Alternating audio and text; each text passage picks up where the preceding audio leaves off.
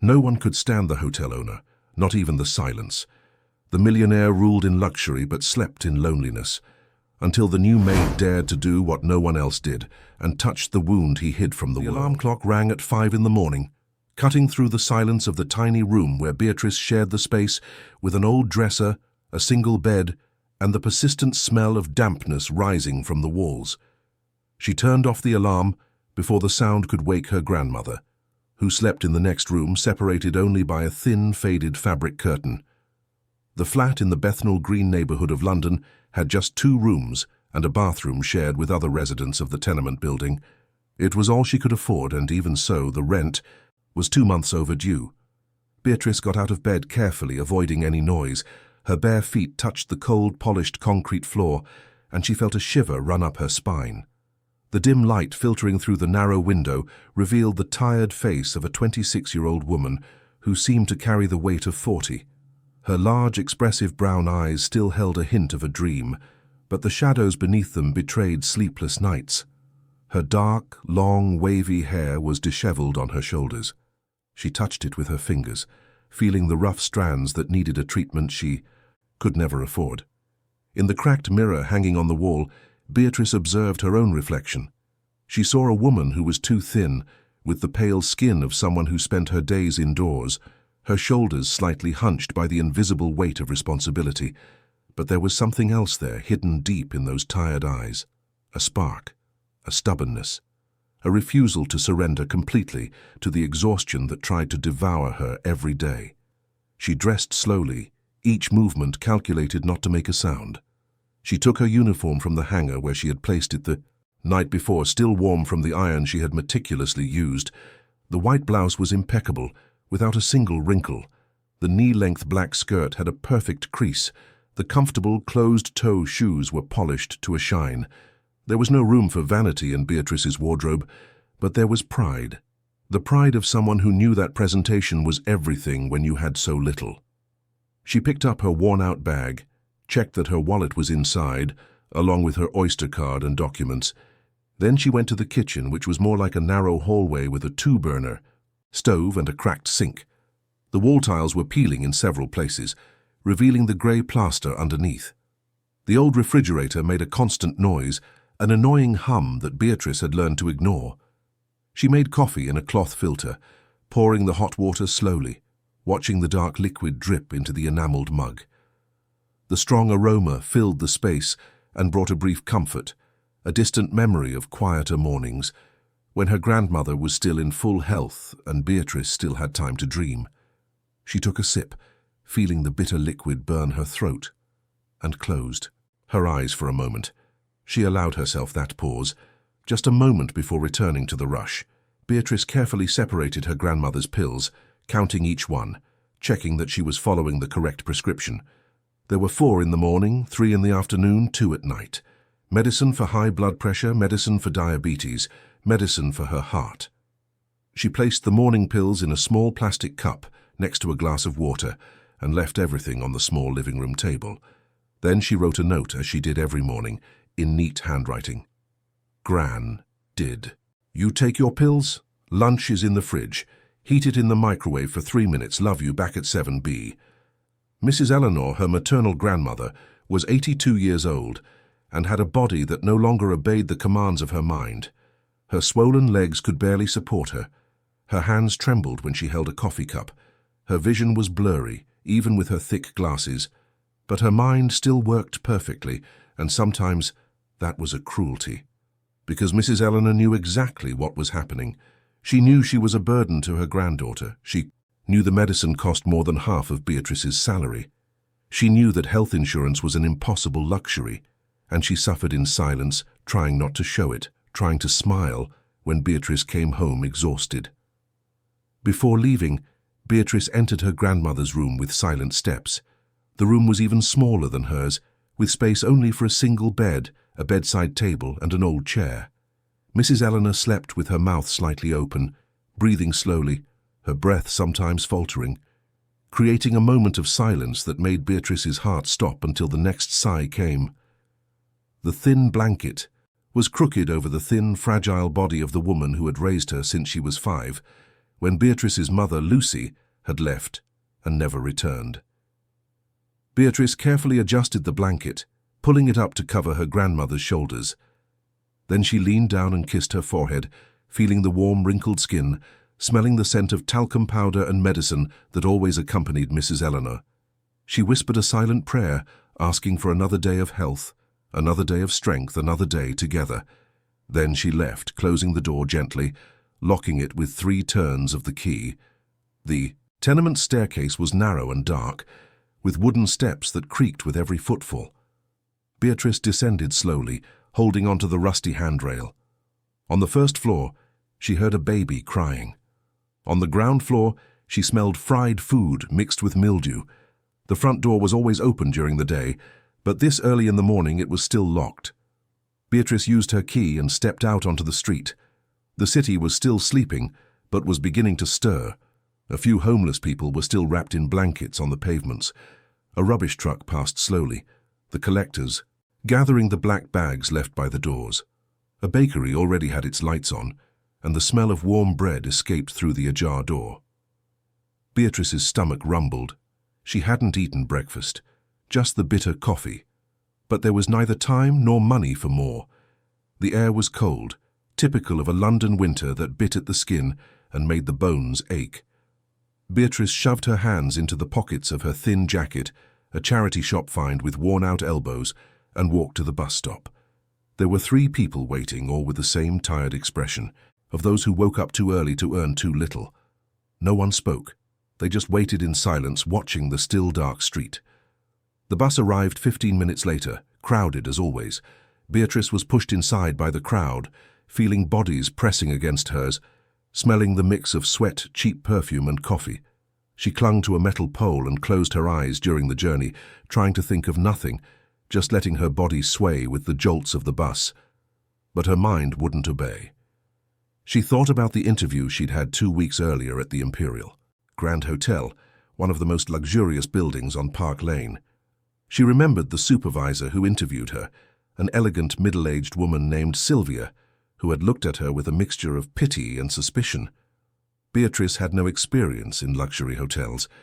She had previously worked in simple guest houses, private homes, office cleaning. Her CV was a collection of temporary jobs, low wages, and bosses who treated her as invisible. But Beatrice had something that Sylvia saw that day. She wasn't sure what. Maybe it was her upright posture despite her simple clothes. Maybe it was her direct gaze, without lowering her eyes. Maybe it was her firm voice when she answered the questions. Or maybe it was just luck. But by some miracle, she got the job. When she got off the bus on Park Lane, Beatrice paused for a moment to look at the Imperial Grand Hotel. The 20-story building had a mirrored glass facade that reflected the still dark sky, dotted with stars that were beginning to fade. The imposing entrance had pots of tropical plants, a red carpet, and doormen in tuxedos who were already in position even at that hour. Imported cars began to pull up to drop off guests wearing clothes that cost more than Beatrice earned in a year. She took a deep breath, feeling the cold air fill her lungs, and adjusted her uniform. Then she walked to the service entrance at the back of the hotel, where staff like her moved about unseen. The door had a discreet sign, "Staff Entrance." Beatrice swiped her ID card on the reader, heard the release beep, and went inside. The hotel's basement was a labyrinth of white corridors with undecorated walls, fluorescent lighting that was too bright, and the constant smell of cleaning products. It was a parallel world to the luxury of the upper floors. Down here, the magic was produced. Down here, people like Beatrice worked to create the illusion of perfection that guests paid dearly to experience. She headed to the women's changing room, a long room with rusty metal lockers and wooden benches. A few employees were already changing. Beatrice recognized some of the women who had also been recently hired. They all had the same nervous expression. The first day was always hard. Beatrice opened her locker, put away her bag and jacket, and put on the official hotel uniform. It was different from what she had worn on her way in. More formal, a white short-sleeved blouse with the logo embroidered on the pocket, a grey knee-length skirt, a white apron tied at the waist, black closed-toe shoes that she had bought especially for this job, spending the last of her money. She tied her hair into a tight bun, pulling every strand taut, ensuring nothing was loose. Then she looked in the mirror and saw the transformation. She was no longer Beatrice, the granddaughter caring for her sick grandmother. She was no longer Beatrice, the resident of the Bethnal Green tenement. She was just another employee, another cog in the machine. She went to the meeting room where Sylvia was gathering the morning team. The room had a long table, plastic chairs, and a whiteboard on the wall. There were about 20 housekeepers, all women, mostly black, from outer boroughs. They all had the same tired expression, the same look of someone who woke before the sun to serve those who slept on silk sheets. Sylvia entered with a clipboard in hand and a stern expression on her face. She was in her 50s with short dyed blonde hair, an impeccable beige suit and a military posture. She spoke quickly without smiling. "Good morning, team. Today we have 80% occupancy. That means each of you will have about 15 rooms to clean. The quality standard cannot drop. Remember, white towels must never have stains, sheets must be stretched without a single wrinkle, bathrooms must shine. If a guest complains, the person responsible will be penalized. Any questions?" No one spoke. Beatrice watched the other housekeepers. Some lowered their heads, others pressed their lips together. They all knew what penalized meant. It meant losing their job. Sylvia began to assign the tasks, calling each employee by name and indicating the floors and rooms they were to clean. Beatrice listened attentively, waiting for her turn, until Sylvia said her name. "Beatrice Silva. You will be taking care of the presidential suite on the 20th floor." The silence that followed was heavy. Beatrice felt all eyes turn to her. The other housekeepers exchanged glances. Some lowered their heads. Others opened their mouths in shock. One of the older employees, Marlene, a strong woman in her 50s with grey hair pulled back in a tight ponytail, let out a long sigh and looked at Beatrice with something that seemed like pity. Beatrice frowned, confused. Why that reaction? It was just a suite. It must be larger, more luxurious, but it was still just cleaning. Sylvia continued, ignoring the team's reaction. "The suite is occupied by Mr. Henry Sinclair. He is the owner of the hotel chain and is staying here to closely monitor the operation. You know the rules, Beatrice. Absolute silence, nothing out of place, no questions, no unnecessary conversation. Mr. Sinclair does not like interruptions and does not tolerate mistakes. Understood?" "Yes, ma'am," Beatrice replied, her voice firm despite her racing heart.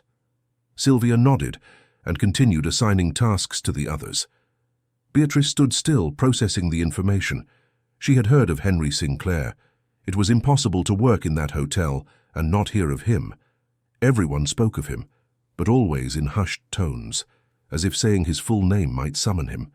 He was the owner of one of the largest hotel chains in Latin America, an empire that spanned 10 countries and included seaside resorts, urban hotels in major capitals, and convention centers that hosted international events. Henry was 42, with a fortune estimated in billions of pounds and a reputation that preceded his every step. They said he was as cold as ice, that he never smiled, that he fired employees for insignificant details, that he demanded perfection in everything and punished failures with a silent, calculated cruelty. They said he personally inspected every hotel in the chain, showing up unannounced, observing every detail, noting every error. They said no one lasted long working directly for him, that the turnover was high because he was impossible to satisfy. Beatrice swallowed hard. First day on the job and she was already being thrown to the lions. When the meeting ended, Marlene approached her in the corridor. She grabbed Beatrice's arm tightly, pulling her into a corner. "Listen here, girl. I've worked in this hotel for 20 years. I've seen a lot of people come and go, and I can tell you one thing. Nobody survives working directly for Henry Sinclair. He's ruthless. A wrongly folded towel and you're out on the street. A mirror with an invisible speck of dust and he'll fire you. Don't look him in the eye. Don't try to make conversation. Don't try to be nice. Do your job, keep your head down and pray he's not in the room when you go in. Got it?" Beatrice nodded, feeling a knot in her stomach. "Thank you for the warning, Marlene." The woman squeezed her arm once more before letting go. "Good luck, girl. You're going to need it." Beatrice took the cleaning trolley, checked that she had all the necessary products, the perfectly folded clean towels, the sheets, the pillowcases. Everything had to be impeccable. She took a deep breath, trying to calm her nerves, and headed for the service lift. The lift was narrow and undecorated, with brushed metal walls and a faint smell of disinfectant. She got in, pressed the button for the 20th floor, and watched the numbers climb on the digital panel. Each floor that passed increased the tension in her chest. When the doors finally opened, Beatrice stepped out into a corridor completely different from the lower floors. There was no constant movement of guests and staff here. The carpet was thick, muffling any sound of footsteps. The walls were decorated with contemporary art, abstract paintings in shades of blue and grey. The lighting was soft and golden, creating an atmosphere of tranquility and discreet luxury. And there was only one door in the corridor, the presidential suite. Beatrice stood before the imposing dark wood door. She took 3 deep breaths, trying to control the trembling in her hands. Then she knocked 3 times, as Sylvia had taught her. Firm, spaced, respectful knocks. No one answered. She waited 10 seconds, counting mentally. Then she used the master key Sylvia had given her, turned it slowly, and opened the door. The suite was larger than the entire flat where she lived with her grandmother. Beatrice entered slowly, pushing the trolley carefully, and her eyes scanned the room with a mixture of awe and discomfort. The living room had a high ceiling, with a crystal chandelier hanging in the center. The sofas were cream leather, soft, with perfectly arranged cushions. There was a dining table for 8, with upholstered chairs and a fresh flower arrangement in the center. A glass cabinet displayed expensive bottles of liquor with labels in foreign languages. A massive television occupied an entire wall. But what was most impressive were the windows. They stretched from floor to ceiling and offered a panoramic view of London. The city extended as far as the eye could see, a sea of buildings, avenues, lights that were beginning to fade with the arrival of morning. You could see Hyde Park in the distance, a patch of green amidst the concrete. Beatrice approached the window and looked down. 20 floors. The people on the street looked like ants. The cars were toys. She felt a slight dizziness and stepped back. She got back to work. She started with the living room, carefully vacuuming the carpet, cleaning the glass and wooden surfaces, rearranging the sofa cushions. Then she went to the bedroom. The king-size bed was made with impeccable white sheets, but Beatrice knew she had to change everything. It was standard procedure. She began to remove the sheets, folding them carefully before placing them in the trolley. Then she took the clean sheets and began to make the bed, stretching the bottom sheet until not a single wrinkle remained, placing the top sheet with perfectly aligned edges, arranging the pillows in a specific order she had learned during training. That's when she heard the suite door open. Beatrice froze. Her heart pounded. She turned slowly and saw a man entering the suite. He was tall, must have been over 6 feet, with broad shoulders and an athletic build that the impeccably tailored charcoal grey suit couldn't hide. His hair was black, short, combed back with a discreet gel. His face was handsome in a severe way, a strong jaw, a straight nose, thin lips that seemed to have never smiled. But it was his eyes that were most striking. Dark, almost black, they seemed to assess everything with surgical precision. Cold, calculating, merciless. He had the posture of someone who never had to ask for anything, only demand. His presence filled the room, heavy, dominant, impossible to ignore. He moved with absolute confidence, as if every inch of that hotel, that city, that world belonged to him. Henry Sinclair stopped when he saw Beatrice. His eyes scanned her uniform, the cleaning trolley, the half-made bed, the frightened expression on her face.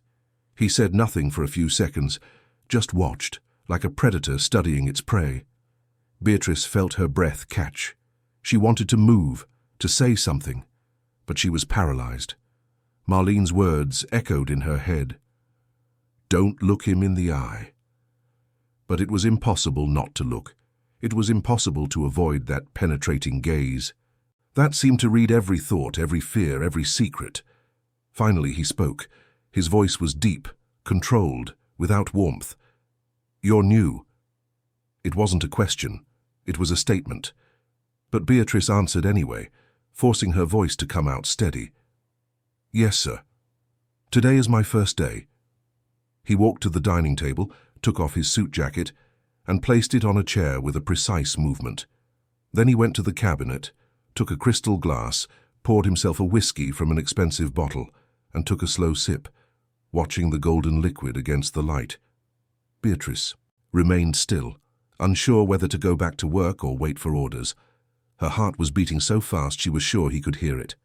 Henry turned to her, glass in hand, expression neutral. "There's a smudge on the bathroom mirror."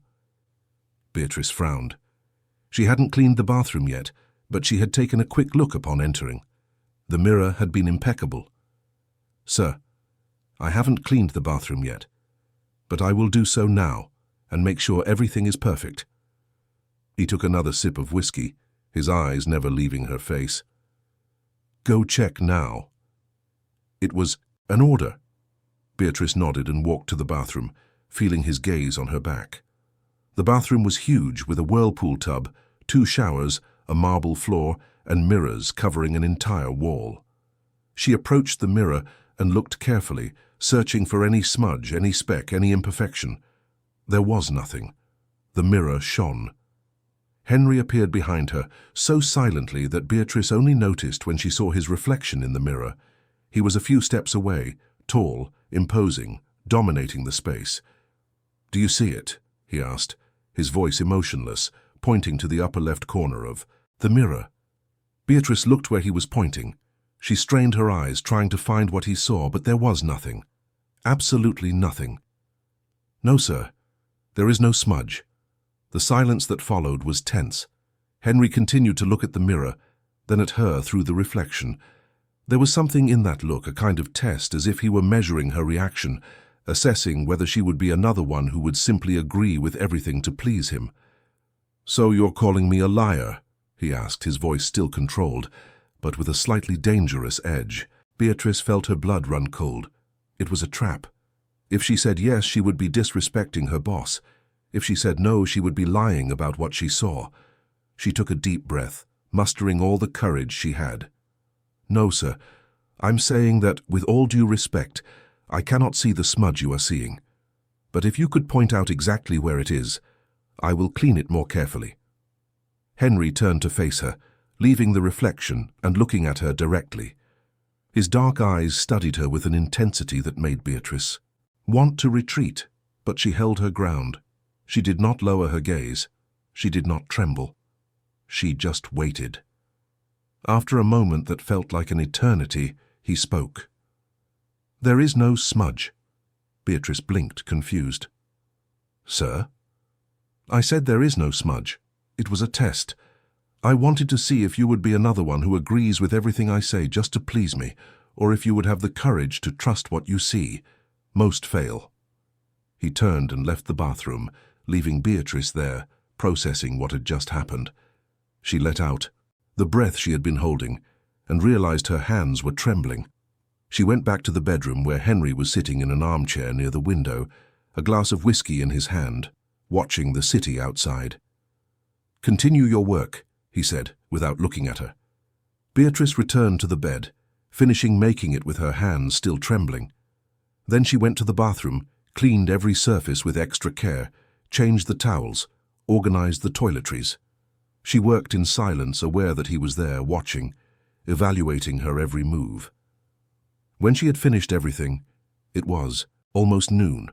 Beatrice put the products back in the trolley, checked that she hadn't forgotten anything, and prepared to leave. "What's your name?" Henry asked suddenly. Beatrice stopped, turned to him. "Beatrice Silver, sir." He nodded slightly, as if filing the information away. "You'll be back tomorrow at the same time?" "Yes, sir." And Beatrice left, pushing the trolley, closing the door behind her. Only when she reached the corridor, far from that suite, that man, that tension, did she allow her body to relax. She leaned against the wall and took a deep breath, trying to calm her still pounding heart. She had survived the first day, but she had a feeling the next ones would be even harder.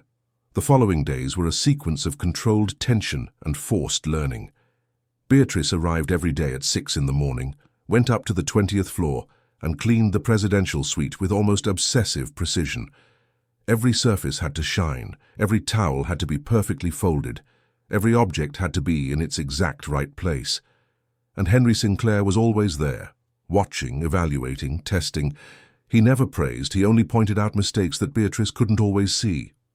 A slightly crooked cushion, a glass of water at the wrong temperature, a towel with an imperfect fold. And with each mistake pointed out, Beatrice felt the weight of potential dismissal hanging over her head, like a guillotine about to fall. But something strange was happening. Despite the coldness, despite the impossible demands, Henry didn't fire her. Other employees were let go for smaller mistakes. Beatrice heard the stories in the changing room. A housekeeper forgot to replace a bar of soap and was fired on the spot. Another left an imperceptible smudge on a mirror and lost her job. But Beatrice made small slips, and he would just point them out, correct her, and expect her to do better next time. It was disconcerting and frightening, because Beatrice didn't understand why. She didn't understand what made her different, and not knowing kept her constantly on alert, as if she were walking a tightrope over an abyss. In the third week, something changed. Beatrice entered the suite as usual, pushing her cleaning trolley, and found Henry sitting at the dining table, surrounded by papers, his laptop open, his phone beside him. He was working, his brow furrowed in concentration, his fingers typing quickly on the keyboard. He was wearing only suit trousers and a white shirt, with the sleeves rolled up to his elbows, revealing muscular forearms.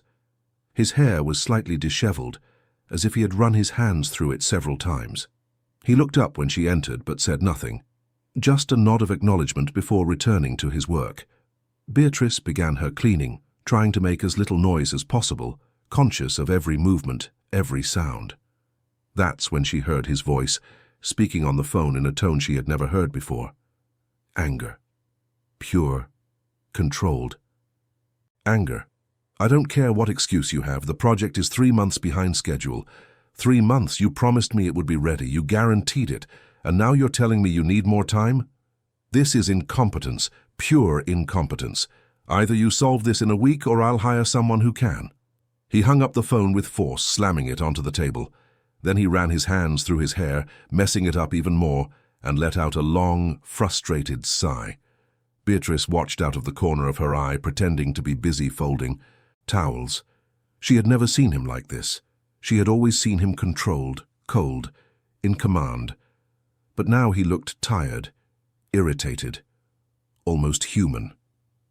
Henry stood up, walked to the cabinet, and poured a whiskey. It was 10 in the morning. He took a long sip, closed his eyes for a moment, and then returned to the table. That's when he noticed Beatrice watching. His eyes met hers, and for a brief second, she saw something there. Vulnerability, quickly replaced by the mask of indifference. "Is there a problem?" he asked, his voice sharp. "No, sir, I'm sorry." Beatrice returned to her work, but the image of him in that moment was seared into her mind. For the first time, she saw Henry Sinclair not as an untouchable billionaire tycoon, but as a man under pressure, a man carrying the weight of an empire on his shoulders, a man who perhaps felt just as lonely as she did. Days later, Beatrice was finishing her cleaning when Henry arrived at the suite accompanied by a woman. She was tall, slim, blonde, wearing an impeccable white suit and very high heels. She carried a leather briefcase and had an expression of professional efficiency. They were talking in low voices, but Beatrice managed to catch parts of the conversation as she put her products away in the trolley. "The shareholders are dissatisfied, Henry. The last quarter's profit didn't meet projections. They want explanations," the woman said, flipping through papers in her briefcase. "Let them explain how to run a company during an economic crisis," Henry replied, his voice harsh. "We're keeping all units operating, all employees on the payroll, all quality standards. If they want more profit, they'll have to accept mass layoffs and cost-cutting. Is that what they want?" The woman sighed. "You know it's not that simple." "Nothing is ever simple," he retorted. Beatrice finished putting everything away and pushed the trolley towards the door, trying to be invisible. But Henry's voice stopped her. Wait. She stopped, turned around. Henry was looking at her with an expression she couldn't decipher. How is the cleaning today? Perfect, sir, Beatrice replied, confused by the question. He never asked. He only inspected. He nodded. You may go. Beatrice left, but the interaction echoed in her mind. There was something different that day, something she couldn't name, as if, for the first time, he had truly seen her, not just as an employee but as a person. The routine continued. Beatrice would wake up at 5, take care of her grandmother, take the crowded bus, clean the suite, and return home exhausted. Her salary barely covered expenses, but at least they were no longer behind on the rent. Mrs. Eleanor seemed a little better. The medicines were being bought regularly, and there was food in the fridge every day. They were small victories, but victories nonetheless. But money was still tight.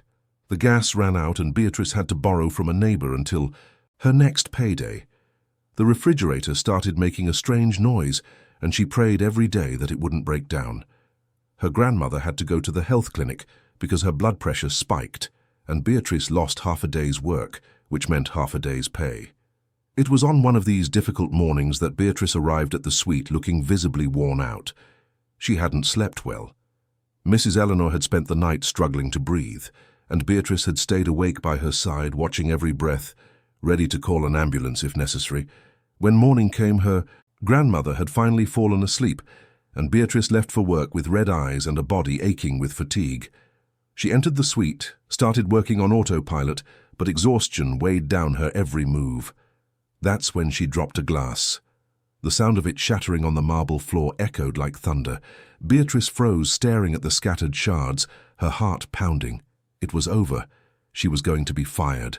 The first real mistake she made, and she would lose everything. Henry came out of the bedroom, drawn by the noise. He stopped when he saw the scene. Beatrice was on her knees, trying to pick up the shards with trembling hands, her eyes full of tears she refused to let fall. "I'm sorry, sir. I'm so sorry. I'll pay for the glass. I'll pay for everything. Please, don't fire me. I need this job. Please." Her voice came out choked, desperate. All the composure she had maintained for the past few weeks crumbled. She was too tired to pretend, too scared to control herself. Henry stood still for a moment, watching.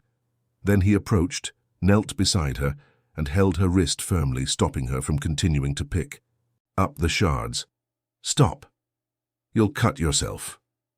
His voice was different, softer, almost gentle. Beatrice looked up, meeting his eyes, so close she could see the small lines around them, signs of accumulated stress and fatigue. "It was just a glass," he said. "It happens." "But you fire people for smaller mistakes," Beatrice whispered, the tears finally escaping. Henry let go of her wrist, stood up, and extended his hand. Beatrice hesitated, then took it, letting him help her to her feet. He walked to the desk, picked up the internal phone and called housekeeping. "I need someone up on the 20th floor. There's been an accident. Bring equipment to clean up broken glass." Then he hung up and turned to Beatrice, who was still standing there, not knowing what to do, what to say. "Go wash your face in the bathroom. Then come back here." It was an order, but it sounded almost like a request. Beatrice nodded and went to the bathroom, closed the door, and looked at her reflection in the mirror. She was pale, with deep, dark circles, her eyes red. She looked sick.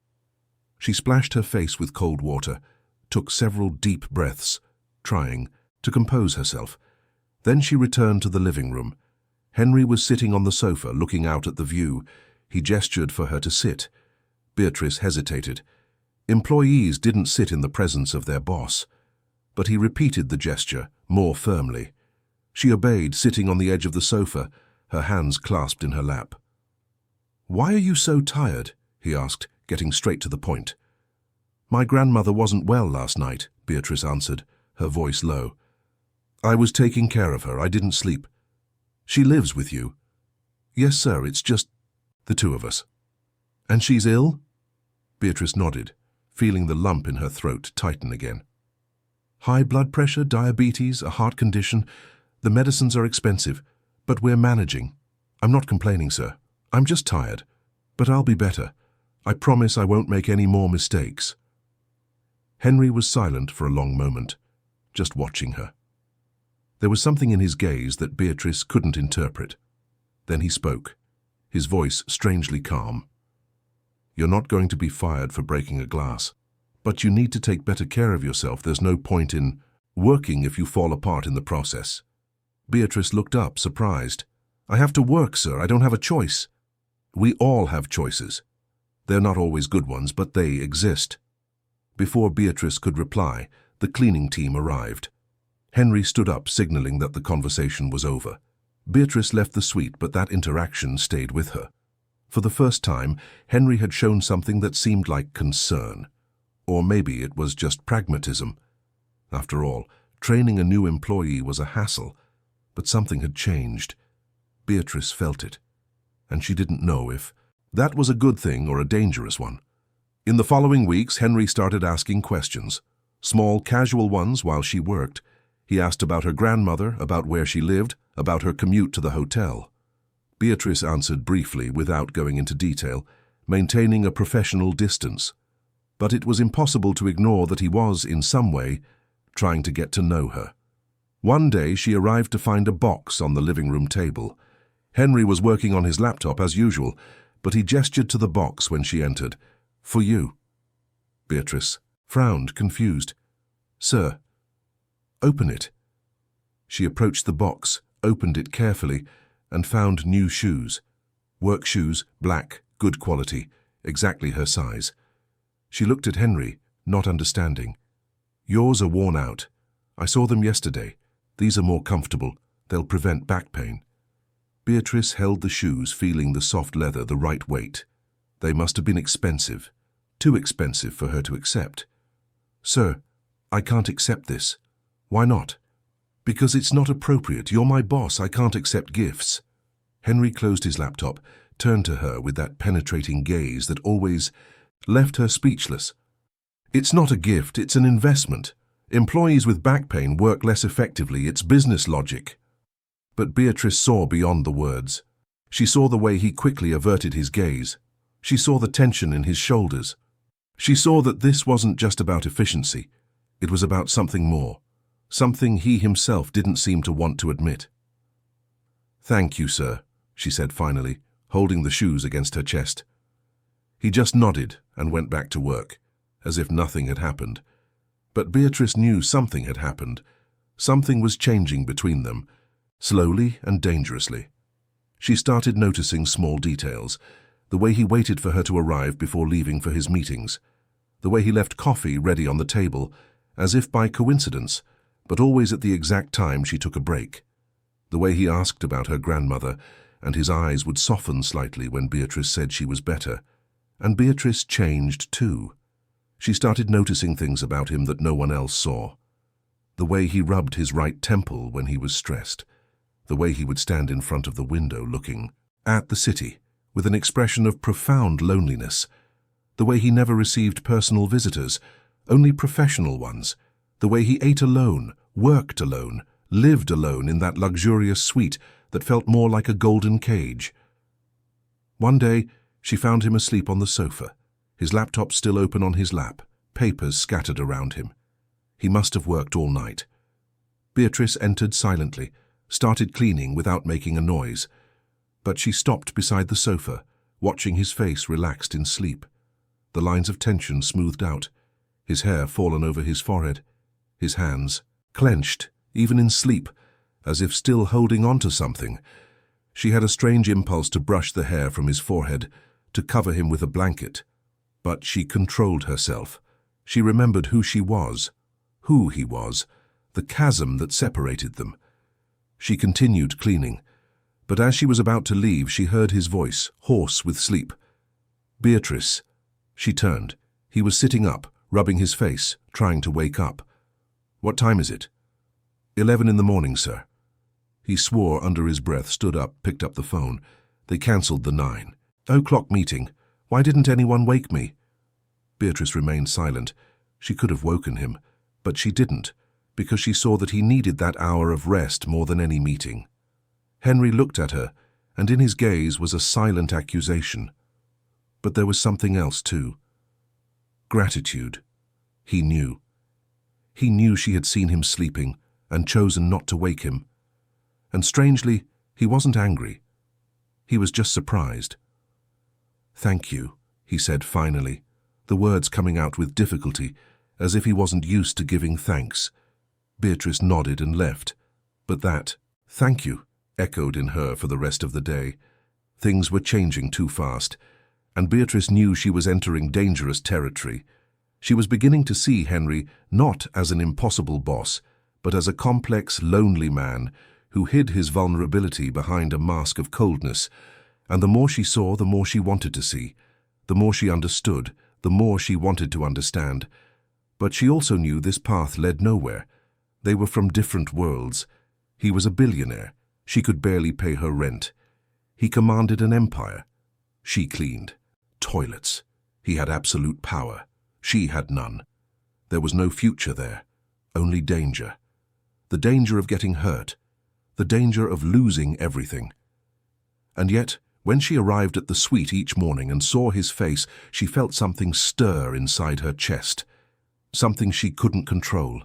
Something she knew she should suffocate before it was too late. But maybe it already was. It was on a Friday that everything finally fell apart.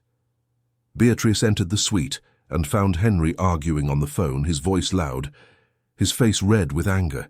He was pacing, gesturing aggressively. "I don't want to hear excuses. I want results. If you can't deliver, I'll find someone who can. It's that simple. You have until Monday. After that, you're out." He hung up with force and threw the phone onto the sofa. Then he saw Beatrice standing there, watching, and something in him broke. He walked to the cabinet, poured a whiskey with trembling hands, and downed the shot in one go. Beatrice stood still, unsure whether to leave, give him privacy, or stay. Henry turned to her, his dark eyes shining with an emotion she had never seen before. Anger. Frustration. And underneath it all, a deep pain. "Do you think it's easy?" he asked suddenly, his voice hoarse. "Do you think it's easy to always be in control, always making decisions, always being the villain?" Beatrice opened her mouth, but couldn't answer. Henry continued, the words pouring out like a torrent he could no longer contain. "Everyone thinks I have no feelings, that I'm a machine, that I don't care. But I do care. I care too much. And that's why I have to be like this. Because if I'm not, everything falls apart, people lose their jobs, families are left without support. All because I failed to be strong enough." He ran his hands through his hair, turning to the window. Beatrice took a step forward, then another, until she was close to him. She didn't know what she was doing. She didn't know what she was going to say. She just knew she couldn't leave him like this. "You're not a machine," she said softly, "and you're not a villain. You're just a man doing the best he can." Henry turned to her, and the distance between them was minimal. She could feel the warmth of his body, the scent of expensive cologne mixed with whiskey. She could see every detail of his face, the lines of fatigue, the tension in his jaw, the pain in his eyes. "You don't know me," he said, his voice low, almost a whisper. "I know," Beatrice replied, "but I see you, every day. And what I see isn't a villain. It's someone who is lonely, someone who carries too much weight, someone who needs a moment of peace." The silence that followed was dense, charged with something neither of them could name. Henry slowly raised his hand as if in a trance and touched Beatrice's face, his fingers sliding down her cheek. Beatrice held her breath, her heart pounding, but she didn't pull away. "This is dangerous," he whispered. "I know," she answered. But neither of them moved away. They stood there, suspended in that moment, knowing they were crossing a line they shouldn't cross, knowing that everything was about to change, knowing there was no going back. And then Henry pulled back. He lowered his hand, took a step back, the mask falling back into place, the coldness returning to his eyes, the control re-establishing itself. "Finish your work, and go." His voice was back to its neutral, distant tone, but Beatrice saw the way his hands were trembling, saw the way he avoided looking at her, saw that he was holding on with all his might, not to cross that line completely. She finished her work in silence and left. But when the door closed behind her, Beatrice leaned against the corridor wall and let the tears fall. Because she knew she had just fallen in love with the most inaccessible, most complicated, most dangerous man that could exist. And there was nothing she could do to stop it. The weekend was torture. Beatrice spent both days trying not to think about what had happened on Friday, trying not to remember the touch of his fingers on her face, trying not to feel the heat that still burned where he had touched her, trying not to relive that moment suspended in time when everything seemed both possible and impossible. She kept herself busy taking care of her grandmother, cleaning the flat, cooking, doing laundry, anything to keep her mind occupied. But at night, when she finally lay down in her narrow bed, the thoughts returned, and with them came the guilt, the shame, the fear. Because Beatrice knew she had crossed a dangerous line. She had allowed feelings to grow where they shouldn't exist. She had looked at Henry Sinclair not as a boss, but as a man. And that was wrong. It was dangerous. It was potentially destructive. On Monday, when the alarm clock rang at 5 in the morning, Beatrice's stomach churned. She didn't want to go. She didn't want to face that dark gaze, that dominant presence, that impossible-to-ignore tension. But she had no choice. She needed the job. She needed the salary. She needed to support her grandmother and pay the bills that never stopped coming. She dressed mechanically, made coffee, set out her grandmother's pills, and left. The journey to the hotel was a blur of unfocused images. The crowded bus, the still dark streets, the cold morning air. When she finally reached the service entrance of the Imperial Grand Hotel, Beatrice paused for a moment, took 3 deep breaths, and went inside. In the changing room, Marlene was just finishing getting ready. She looked at Beatrice with that maternal expression she always had, half worried, half protective. "Morning, girl. You all right? You look pale." "I'm fine, Marlene, just tired." The older woman came closer, lowering her voice. "I heard Henry's in a bad mood this week, worse than usual. Had a meeting with the shareholders that didn't go well. They say he's impossible. Be careful, okay?" Beatrice nodded, the knot in her stomach tightening. She took the cleaning trolley and went up to the 20th floor, each floor passing, increasing the tension in her chest. When the lift doors opened, she hesitated. She wanted to turn back, she wanted to run, but she forced her legs to move. She knocked on the suite door 3 times. No one answered. She used the master key, opened it slowly, and went in. The suite was empty. Or it seemed to be. Beatrice started her work, grateful for his absence. Maybe he had left early. Maybe she could finish everything before he came back. Maybe she could avoid him for one more day, but she wasn't so lucky. Henry came out of the bedroom when she was cleaning the living room. He was wearing an impeccable black suit, white shirt, navy blue tie. His hair was perfectly combed. His face was neutral, cold, distant. It was the same old Henry, the ruthless businessman. The mask was back, firmer than ever. "Good morning, sir," Beatrice said, her voice coming out quieter than she intended. He didn't even look at her. He just picked up his leather briefcase from the table, checked his phone, and walked towards the door. "I want everything impeccable when I get back." And he left, without a second glance, without another word, as if Friday had never happened, as if that moment of vulnerability, of connection, of almost something had been just her imagination. Beatrice stood still, feeling something tighten in her chest. It was better this way, she knew. It was safer, more professional, but it hurt. It hurt in a way she hadn't expected, because for a brief moment she had seen the man behind the armor, and now he was hidden again, perhaps forever. The following days were a painful repetition. Henry went back to treating her like any other employee. He no longer asked personal questions. He no longer left coffee prepared. He no longer waited for her to arrive before leaving. He just gave orders, inspected her work with even more rigor than before, and maintained a glacial distance. And the worst part was that Beatrice understood. She understood that he was protecting himself. She understood that that moment of weakness had scared him as much as it had scared her. She understood that he was doing what he thought was right. But understanding didn't make things any less painful. She changed too. She went back to being just efficient, just professional. She would enter, do her work in silence, and leave. She didn't look at him more than necessary. She didn't try to make conversation. She didn't let on what she was feeling. She built her own armor and locked herself behind it. It was Marlene who noticed the change. One morning in the changing room, she pulled Beatrice into a corner and faced her with those experienced eyes that saw too much. "What happened between you two?" Beatrice felt her blood run cold. "I don't know what you're talking about." "Don't lie to me, girl. I've worked in this hotel for 20 years. I've seen it all, and I know when something's changed. You and Henry are avoiding each other. Before there was tension, now there's a wall, so tell me, what happened?" Beatrice looked away, feeling tears well up, but she controlled herself. She wouldn't cry, she wouldn't show weakness. "Nothing happened, Marlene, and that's exactly the problem. Nothing can happen. He's my boss. I'm just a housekeeper. There's no story here.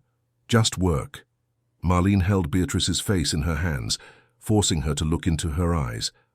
"Listen to me, girl. I don't know what you feel for him, and I'm not going to judge, but I'll give you some advice. Men like Henry Sinclair don't know how to deal with feelings.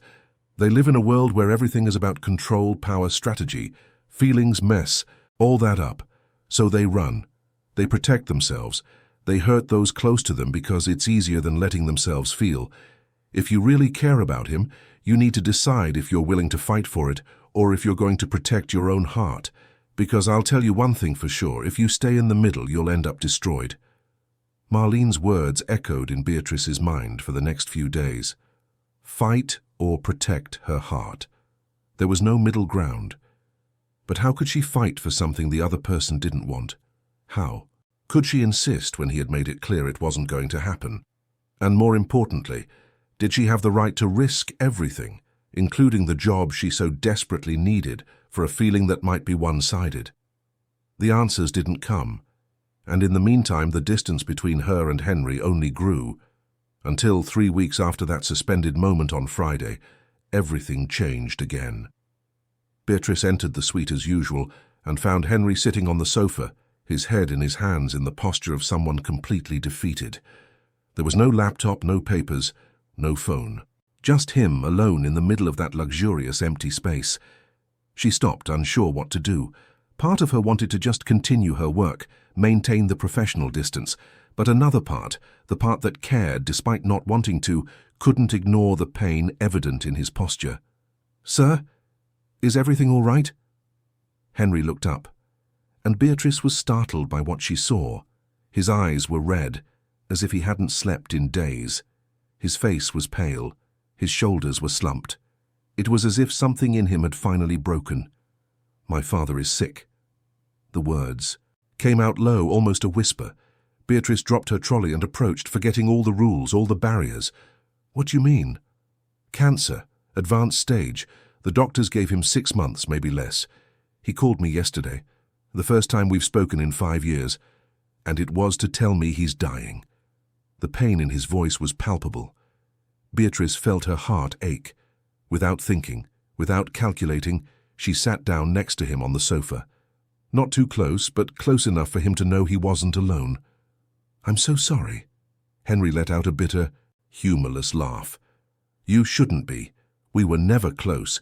He built this empire and passed it to me like an inheritance I never asked for.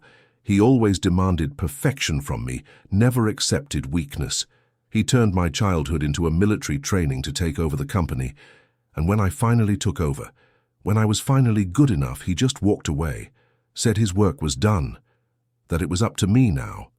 And he disappeared. 5 years without a word. And now he calls to tell me he's dying, as if it were just another piece of business information." His voice trembled at the end. Beatrice saw the tears he refused to let fall. She saw the pain of years built up. She saw the wounded boy behind the ruthless businessman. "He's your father," Beatrice said softly. "However complicated it is, he's still your father. And 6 months is enough time for a lot of things, for conversations that never happened, for forgiveness that needs to be given, for peace." Henry turned to her, and there was so much pain in his gaze that Beatrice felt her own tears threaten to fall. "What if I can't forgive? Him? What if I'm as cold as he raised me to be? You're not cold, Henry. You just learn to hide what you feel because you feel too much. But I see it. I've always seen it. And if you can feel this pain now, you can feel everything else, including forgiveness. It was the first time she had called him by his name, not Sir, not Mr. Sinclair, just Henry. And in doing so, she tore down the last wall between them. He took her hand, lacing his fingers with hers, as if she were the only solid thing in a crumbling world. Beatrice squeezed back, offering the only thing she could, presence, companionship, someone who cared. They stayed like that for minutes that felt like hours, just sitting, hands clasped, breathing in the same rhythm. There were no words that could fix his pain.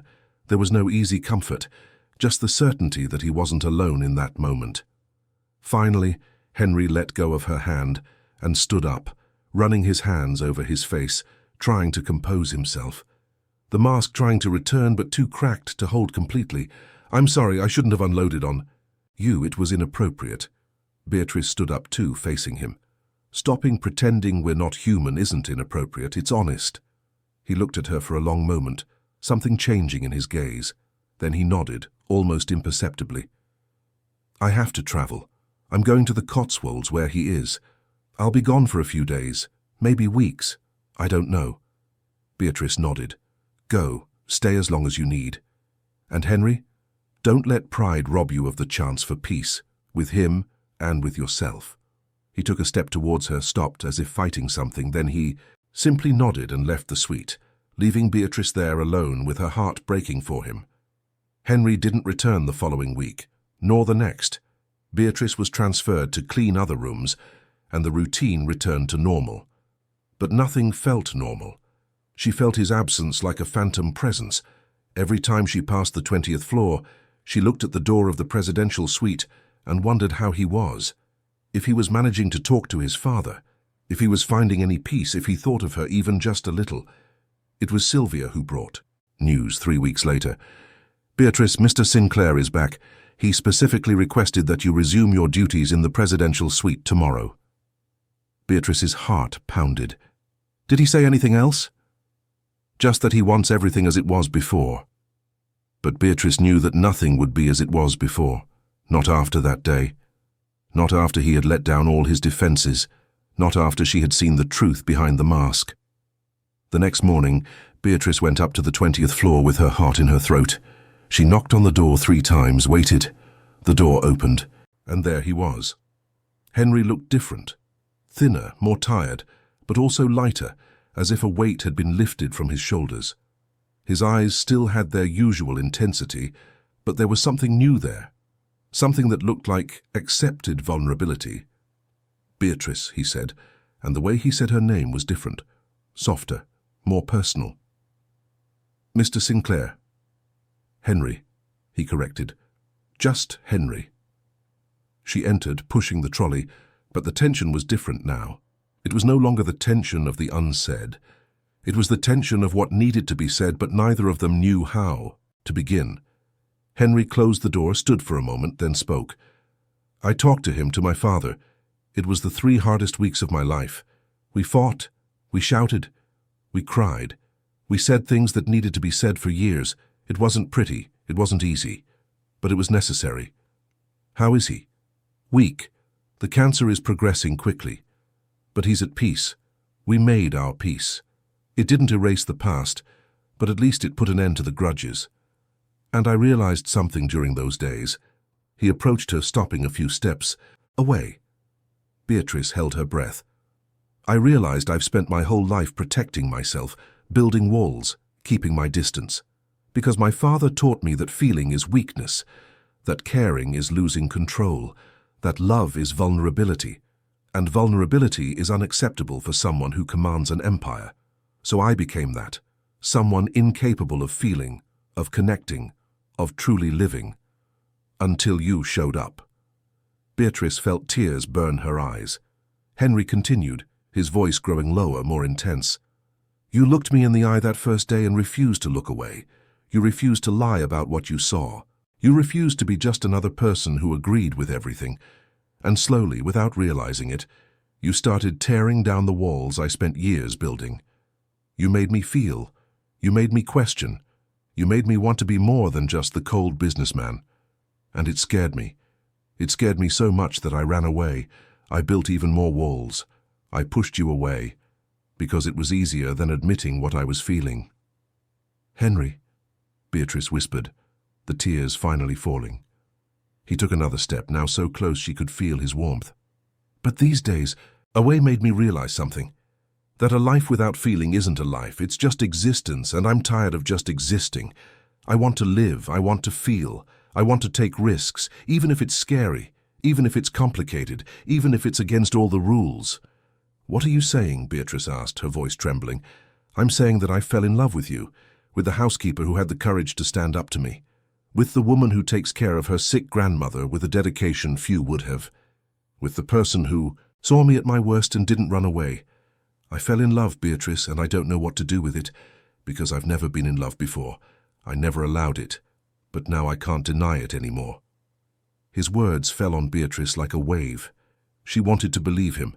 She wanted so badly to believe him, but the fear was greater.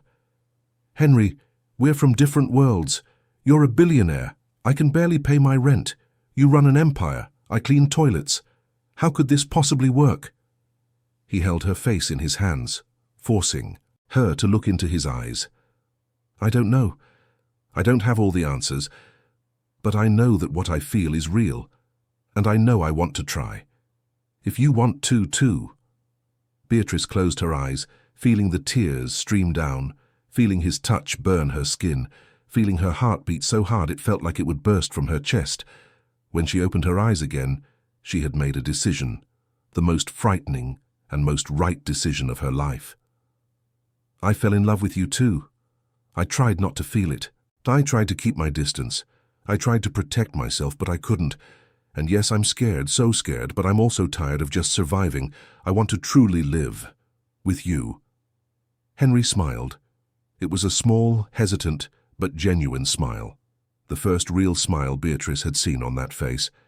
And it was the most beautiful thing she had ever seen. Then let's figure out how to make this work together. And then he kissed her. It was a soft, careful kiss, filled with all the repressed feeling, all the overcome fear, all the gathered courage. Beatrice kissed him back, wrapping her arms around his neck, finally allowing herself to feel everything she had denied for so long. When they parted, they were both crying with relief, with fear, with happiness. Henry rested his forehead against hers. It's not going to be easy. I know. They'll judge, they'll talk, they'll doubt. I know. But it's worth a try. It is, Beatrice agreed. It's so worth it. And there, in that luxurious suite, in each other's arms, they made a silent promise. A promise to face whatever came their way together. The difficulties, the judgments, the differences, because what they felt was bigger than all of that. It was real. It was true. It was love. The first few days after their confession were a strange mix of intense happiness and constant anxiety. Beatrice and Henry tried to navigate this new territory, figuring out together how to make an impossible relationship work in a world that would not easily accept their union. They kept it a secret. Henry insisted on it, not out of shame, but for protection. Protection for Beatrice, who could lose her job if the hotel management found out. Protection for both of them, who needed time to understand what they were building before exposing it to external judgment. So, during the day, they continued as before. Beatrice cleaned the suite, Henry worked, and they exchanged few words in front of anyone. But in moments of privacy, when the door closed and the world was left outside, they allowed themselves to be just Beatrice and Henry. Two human beings who had found each other in the most unlikely of places and had fallen in love against all odds. Henry taught her about his world. He showed her financial reports, explained business decisions, and shared with her the weight of difficult choices. He treated her not as a subordinate, but as an equal, someone whose opinion mattered, someone who saw beyond the numbers and understood the human impact of every decision. Beatrice, in turn, taught him to slow down, to notice the small moments, the taste of coffee sipped without haste, the comfortable silence of just being together, the beauty of a conversation without an agenda, without a business objective. She made him laugh, something he discovered he had forgotten how to do. She made him feel light, even while carrying the weight of an empire. But keeping the secret was exhausting. Beatrice came home every night and had to hide the overflowing happiness from Mrs. Eleanor. She couldn't tell her grandmother she was in love. She couldn't share that joy, because sharing meant exposing, and exposing meant risking everything. Marlene noticed something different. Beatrice saw in the older woman's eyes that silent knowledge of someone who has lived long enough to recognize the signs. But Marlene didn't ask. She just watched with that half-worried, half-hopeful expression, making it clear without words that whenever Beatrice needed to talk, she would be there. It was after 2 weeks of secret dating that Henry made an invitation that would change everything. They were in the suite, it was Friday night, and Beatrice should have gone home hours ago. But she had stayed, as she had been doing, extending the time they had together. They were sitting on the sofa, she leaning against him, his arm around her, just existing in the bubble of tranquility they created when they were alone. "Come with me to the Cotswolds this weekend," Henry said suddenly. Beatrice pulled away slightly to look at him. "What?" "I want to take you to meet my father, before it's too late." Beatrice's heart sped up. Meeting his father was serious. It was real. It was making this official, at least to his family. "Henry, I don't know if that's a good idea. Your father is sick. He needs peace. He doesn't need more stress." He pulled her back, kissing the top of her head. "My father already knows about you. I told him. I said I met someone special, someone who's making me see life differently. He wants to meet you. He said that if he taught me how to build an empire, you're teaching me how to build a life, and he wants to thank you personally for that." Beatrice felt tears burn her eyes. The idea that someone saw her like that, as someone special, someone who brought something valuable, was almost too much to process. "What if he doesn't like me? What if he thinks I'm not good enough for you?"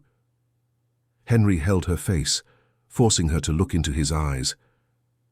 "There's no one good enough, because no one is you, and he won't judge you. He's learned the hard way that time is the most precious thing we have. He won't waste what little time he has left on judgments. He'll just want to meet the woman who's making his son happy." Beatrice took a deep breath, then nodded. "Okay, I'll go." The smile that lit up Henry's face was worth any fear she felt. They left on Saturday morning. Henry picked her up from her flat the first time he had seen where she lived. Beatrice was nervous, ashamed of the humble place, but he got out of the car, a sleek black Mercedes that looked alien on those narrow tenement streets, and walked in as if it were the most natural thing in the world. Mrs. Eleanor was in the living room, sitting in her old chair wearing her Sunday best, despite it being Saturday. Beatrice had told her the night before, not all the details, but enough. She told her she had met someone important, someone who treated her well, and that they were going away for the weekend. Mrs. Eleanor had cried, not from sadness, but from relief. Relief to see her granddaughter finally allowing herself to be happy. Henry approached Beatrice's grandmother, bowed slightly and extended his hand. "Mrs. Eleanor, it's an honor to finally meet you. Beatrice speaks of you with so much love. I know how important you are to her." The grandmother took his hand with her trembling ones, her eyes watery. "You take good care of my granddaughter, young man. She deserves to be happy." "I will, I promise." And there was so much sincerity in his voice that even Beatrice believed it completely. The drive to the Cotswolds took 3 hours. Henry drove with one hand on the wheel and the other holding Beatrice's. They talked about everything and nothing, about her childhood, about his childhood, about forgotten dreams and new dreams being born. It was easy to be with him when they were alone like this, easy to forget the differences and just be two people who loved each other. Henry's father's house was in a gated community, surrounded by trees and hills. It was large but not ostentatious. It had the charm of a country house with a fireplace, dark wood, and large windows overlooking the greenery. Henry parked in front, took a deep breath. Ready? Beatrice squeezed his hand. Ready. The door opened before they reached it. A nurse in a white uniform greeted them, with a gentle smile. Mr. Sinclair, your father is waiting for you in the living room. He's having a good day today. They went inside. The house was cozy, smelling of wood burning in the fireplace and freshly brewed coffee. Henry led Beatrice to the living room, and there, sitting in an armchair near the fireplace, was Albert Sinclair. He was an older, more fragile version of Henry. His hair, which must have been black like his son's, was completely white. His body, which must have been strong, was too thin, consumed by the illness. But his eyes were the same. Dark, intense, intelligent. The eyes of someone who had built an empire and now watched it all from a distance, knowing his time was ending. Dad, Henry said, his voice thick with emotion. This is Beatrice. Albert extended a hand, and Beatrice approached, taking his hand carefully, aware of how fragile he seemed. Beatrice, finally, my son won't stop talking about you. Sit here, near me. I want to get to know you. She sat in the chair next to his armchair. Henry stood behind her, his hands on her shoulders, a silent gesture of support. Albert studied her. For a long moment. It wasn't a look of judgment, but of genuine curiosity. Then he smiled, a tired but sincere smile. You're different than I expected. Different how? Beatrice asked, her voice steadier than she felt. I expected someone trying to impress, someone wearing expensive clothes, talking about things that don't matter, trying to prove they deserve to be here. But you're here, simple, true, without masks. And that tells me everything I need to know. Beatrice felt tears well up. She hadn't expected such immediate acceptance. Albert continued, his voice growing lower, more intimate. I made a lot of mistakes as a father, Beatrice. I raised my son to be strong, but I forgot to teach him how to be human. I built a man capable of running an empire, but incapable of living a life. And now, at the end, I realize that nothing I built matters if he doesn't know how to be happy. So I thank you for bringing humanity back into his life, for teaching him that feeling isn't weakness, for loving him not for what he has, but for who he is. Beatrice's tears finally fell. Henry squeezed her shoulders, offering support. Albert extended his hand and Beatrice took it. Take care of my son, girl. He may seem strong, but inside he's still the boy who just wanted to please his father and never could. Help him to forgive himself. Help him to live. I will, Beatrice promised, her voice choked. I promise. The weekend was emotionally intense. Albert told stories of Henry's childhood, moments that Henry himself had forgotten or buried, moments that revealed a sensitive, creative boy, passionate about drawing, who was molded and pruned until he became the ruthless businessman. Beatrice watched Henry relive those memories, saw the pain and nostalgia in his eyes. She also saw the healing happening. With each story, each shared laugh, each moment of genuine connection with his father, a piece of Henry's armor fell away. He was allowing himself to be vulnerable, to be human, to be a son. On the last night, after Albert had gone to sleep, Beatrice and Henry stayed on the porch, wrapped in blankets, watching the stars. The air was cold, but cozy. The town slept below, small and peaceful. Thank you, Henry said suddenly. For what? For making me come, for being here with me, for helping me make peace with him. I couldn't have done it alone. Beatrice snuggled closer to him. You would have. You just needed a little push. He kissed the top of her head. I think I love you. No, wait. I love you. I'm sure of it. Beatrice felt her heart explode with happiness. She turned, faced him, saw the raw truth in his gaze. I love you too. I love you with a huge amount of fear. But I love you. Henry smiled, that smile that now came more easily. Fear is part of it. But we'll face it together, right? Right. They returned to London on Sunday night. Reality awaited. Work, bills, challenges.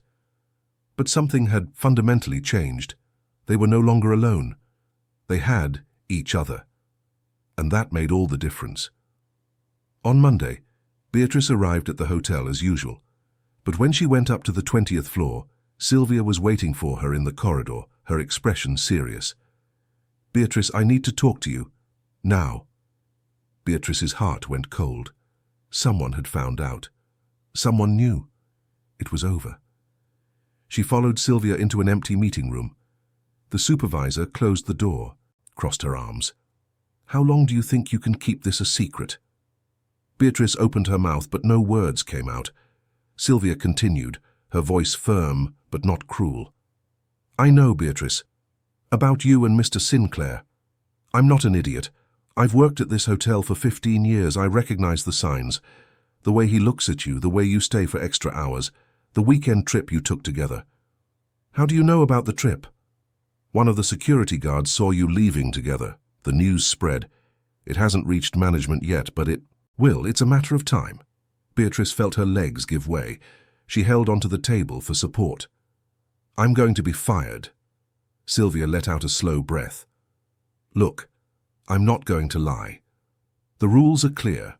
Relationships between employees and direct superiors are forbidden. But Mr. Sinclair isn't just your direct superior. He's the owner of the entire company, so the rules are different for him. He can do whatever he wants. The question is, are you prepared for what comes with it?" "What do you mean?" Sylvia came closer, her expression softening a little. "I mean the world is going to judge. They'll say you took advantage, that you're after his money, that you're a gold digger. They'll make your life hell. And he, despite all his power, won't be able to completely protect you from it. So you need to decide. Are you willing to pay that price?" Beatrice thought of Henry, of his smile, of the way he looked at her, of the promise they had made to each other. She thought of everything she had felt that weekend. She thought of the love that grew every day. "I am," she said firmly. "I'm willing." Sylvia nodded. "Then prepare yourself, because the storm is coming and it's going to be ugly." Beatrice left that meeting trembling. She went up to the presidential suite, entered, and found Henry working on his laptop. He looked up, saw her expression, and immediately stood up. "What happened?" "Sylvia knows. About us. And she said others know too, that it's a matter of time before it all blows up." Henry pulled her into a tight hug. "Then we'll go public, officially, today, now, no more hiding." "Henry, are you sure? This could damage your reputation, your business." He held her face in his hands. "I don't care. I'm not going to hide you anymore as if you're some dirty secret. You're the best thing that's ever happened to me, and the whole world is going to know it." But before they could do anything, the suite door burst open. A man entered, tall in a grey suit with a furious expression. Beatrice didn't know him, but from the way Henry tensed, she knew it wasn't good news. "Henry, we need to talk, now." The man looked at Beatrice with barely concealed contempt. "And you must be the housekeeper. Who's sleeping with the boss? Get out, this is a business conversation." "She stays," Henry said, his voice hard as steel. "What do you want, Edward?" Edward. Beatrice remembered the name. He was one of the company's main shareholders, one of the most powerful men on the board. "I want to know if you've completely lost your mind. You're having an affair with an employee. Do you have any idea of the lawsuit this could lead to? The legal implications? The damage to the company's reputation? It's not an affair, it's a serious relationship, and it's going to continue with or without your approval." Edward let out a humorless laugh. "A serious relationship with a housekeeper. Do you think anyone's going to believe that? They'll all think she's after your money. And when it ends, because relationships like this always end, she'll sue you for harassment, for abuse of power, and she'll take half your fortune with her. Is that what you want?" Beatrice felt each word like a slap, but she didn't let it show. She kept her posture straight, her chin held high. Henry took a step forward, placing himself between Edward and Beatrice. "Be careful what you say.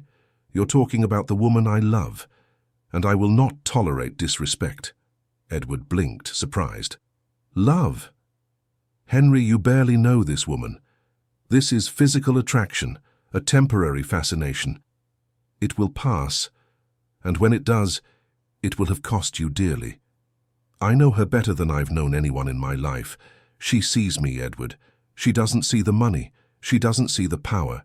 She sees the man, and she chooses to love the man, despite all his flaws. So yes, it's love, and it's not going to pass. Edward looked between Henry and Beatrice, his expression shifting from fury to cold calculation. Fine. If that's how you want to play it, play. But when it goes wrong, and it will, don't say I didn't warn you, and prepare for the consequences. The board is not going to like this, not at all. He left, slamming the door. The silence that remained was heavy. Beatrice felt her legs tremble. Henry held her, guiding her to the sofa. I'm sorry. I shouldn't have let him talk to you like that. He's right, Beatrice whispered. Everyone will think that I'm after the money, that I'm taking advantage. Henry held her face. I know the truth. You know the truth. What other people think doesn't change that. But it will make our lives impossible. Then we'll prove them wrong. Together. Beatrice looked into his eyes, saw the determination, the certainty, the love. And she decided to believe. She decided to fight. Because what they had was worth any battle. The news spread through the hotel like wildfire. Beatrice felt the stares wherever she went. The other housekeepers who used to greet her now averted their eyes. Some whispered when she entered the changing room. Others made spiteful comments, thinking she couldn't hear. Look at her, slept with the boss and now she thinks she's someone. I bet she doesn't even clean anymore, too busy lying in his bed. Gold digger. I always knew she was clever, bagged the richest guy in the hotel. Every word was a stab. Beatrice tried to ignore it, to keep her head held high, to continue her work. But it hurt. It hurt because she knew it wasn't true, but she couldn't make anyone believe her. It hurt because some of those women had been colleagues, almost friends. And now they looked at her as if she had betrayed them all. Only Marlene remained by her side.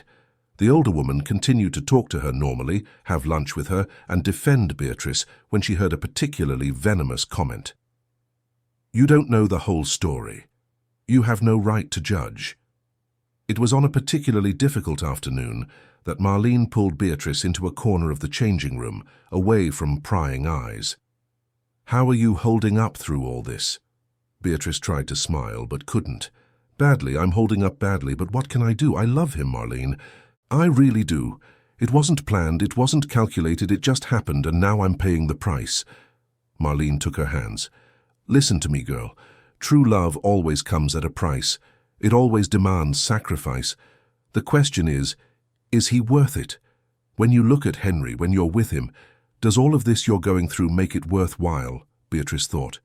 She thought of his smile, the way he held her, the late-night conversations, the way he made her feel seen, valued, loved. She thought of how, for the first time in her life, she didn't feel alone carrying the weight of the world. Yes, she whispered, it's worth it. Despite everything, it's worth it. Then hold on tight. Storms pass, and when this one does, you'll both be stronger. But the storm was just beginning. 2 days later, Beatrice was called to the Human Resources office. The woman who received her had a neutral expression, but her eyes were hard. Miss Silver, we are terminating your employment contract with the hotel. Beatrice felt her blood run cold. Why? Did I do something wrong? Did a guest complain? It's not a matter of performance, it's a matter of compliance with company policy. Relationships between employees and their hierarchical superiors are prohibited by our internal regulations. But Mr. Sinclair is the owner of the company. He's not just my superior, he's the owner. The rules are different. The rules are for everyone, Miss Silver, and it has been decided that your continued employment with the company represents a legal and reputational risk. Your last day will be Friday. You will receive all due severance pay. Beatrice left that office in a daze. She had lost her job, the job she so desperately needed. How would she pay? The bills? How would she buy her grandmother's medicine? How would she survive? She went straight up to the presidential suite. Henry was in a video conference, but upon seeing her face, he immediately disconnected. What happened? They fired me. His face went white, then red with anger. What do you mean they fired you? Who authorized this? Human resources. They said it's because of the internal regulations, that relationships between employees and superiors are prohibited. Henry picked up the phone, dialing furiously. "Get me the HR director. Now." Beatrice grabbed his arm. "No, don't do that." "What do you mean, no? They have no right to fire you. I own this company." "Exactly, you're the owner. If you reverse this dismissal, everyone will say I get special treatment because I'm with you, that I don't follow the same rules as everyone else, that I'm protected. It will make everything worse, Henry. Let it go." "But how will you support yourself? How will you take care of your grandmother?" "I'll figure it out. I always have." But the truth was, she didn't know how. The job market was tough, the bills were piling up, and without her salary she wouldn't be able to afford even the basics. Henry took her hands, his expression determined. "Then move in with me, here in the suite, or I'll rent a flat for us. You won't struggle while you're with me." Beatrice pulled away, feeling anger rise. "You don't get it, do you? If I accept that, I'll prove everyone right, that I'm with you for the money, that I took advantage of the situation. I can't accept anything from you, Henry. I need to support myself. I need to prove that I'm not what everyone thinks." "So what? You're going to suffer because of pride?" "It's not pride, it's dignity, it's self-respect. You don't understand because you've never had to prove your worth. But I always have. And I'm not going to stop now." Henry ran his hands through his hair, frustrated. "I'm trying to help." "I know.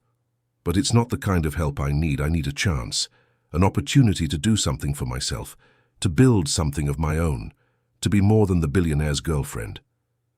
"Then what do you want?" Beatrice took a deep breath, and suddenly something that had been dormant inside her awoke. An old dream, a desire buried for years. "I want to open a bakery." The words came out before she could filter them. Henry blinked, surprised. "A bakery?" "I've always loved baking. Cakes, tarts, desserts. My grandmother taught me when I was a child. People said I had a talent for it. But I never had the money to invest, to take courses, to open a business. It was always just an impossible dream. But now I don't know. Maybe it's time. Maybe this is what I need. Something of my own. Something I built with my own two hands." Henry was silent for a moment, processing. Then he smiled, that smile that now came more easily. "Then let's make it happen." "No, we won't. I will make it happen, alone. I'll find temporary work. I'll save money. I'll take courses. It will take time, but it will be mine. Earned by me." "Beatrice, that's crazy. You have someone who can invest in your dream right now. Why not accept the help?" "Because I need to prove to myself that I'm capable, that I don't need a savior, that I can be strong on my own, and when I succeed, when I have my bakery up and running, built with my own effort, then I'll know I deserve to be by your side. Not as someone you saved, but as your equal." Henry pulled her into a tight hug. "You already are my equal, but I understand, and I'll respect it. But at least let me be by your side on this journey, not as an investor, as a boyfriend, as someone who believes in you." Beatrice buried her face in his chest, feeling the tears come. "That I'll accept." The following months were the hardest of Beatrice's life.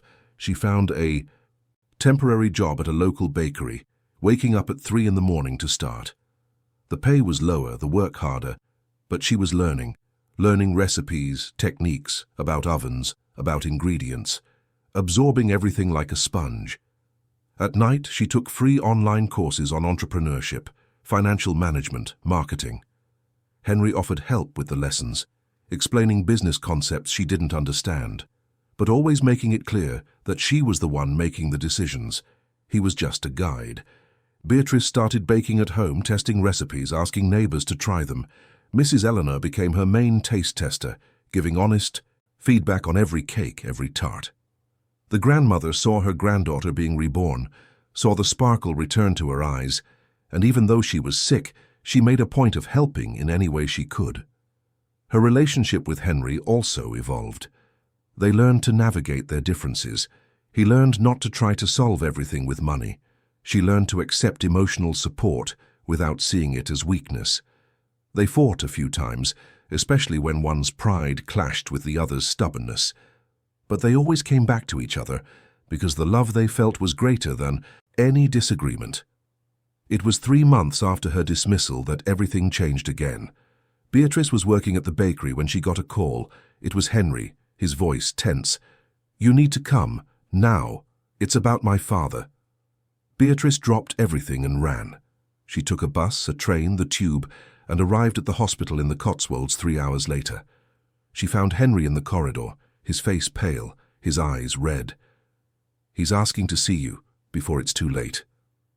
They entered the room. Albert was in bed, connected to several machines, his body even thinner, his breathing labored. But when he saw Beatrice, he tried to smile. "My daughter, you came." Beatrice held his hand, feeling how cold and fragile it was. "Of course I came. How are you feeling?" "Tired, very tired, but happy. Because I know my son won't be alone, that he has you to take care of him when I'm gone." "Albert, don't talk like that." He squeezed her hand with the strength he had left. "Listen, I don't have much time, so I'll be direct. You're good for him. You make him better. Don't give up, okay? Even when it's hard, even when he's stubborn, don't give up on my boy." "I won't give up, I promise." Albert looked at Henry, who was on the other side of the bed, holding his father's other hand.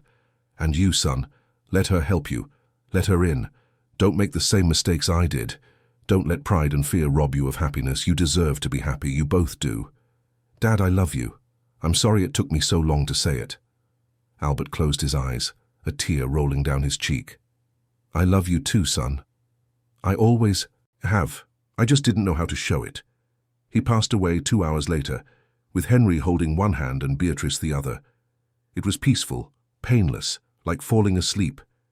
Henry cried as Beatrice had never seen him cry before. He cried for the loss, for the pain, but also for the relief. Because they had made peace in time. Because they had said what needed to be said. Because in the end, despite all the mistakes, there was love.